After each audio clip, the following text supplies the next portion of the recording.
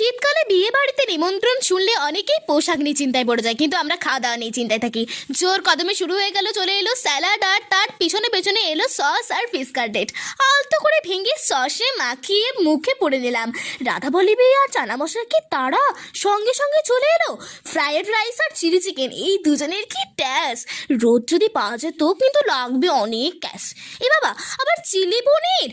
আমরা বাবা ভেদ্য বাঙালি, যতই যাই হোক ভাত একটু লাগবেই, সঙ্গে চ্যারা চামুন্ডা ডাল নবরত্ন তো থাকবেই। এবার সকল অপেক্ষার অবসান ঘটিয়ে হাজির হলেন, এনার অবশ্য নাম নেওয়ার দরকার পড়বে না, থকথকে চর্বিটা পড়ে আমার বেজায় আনন্দ। আর সুন্দর সেদ্ধ হলে মাংসের টেস্ট দ্বিগুণ হয়ে যায়।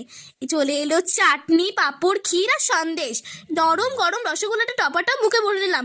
ও বাবা, খুব ঠান্ডা। এবারে ফুর্তি না মেরে মাপলাগুলো পরে নি।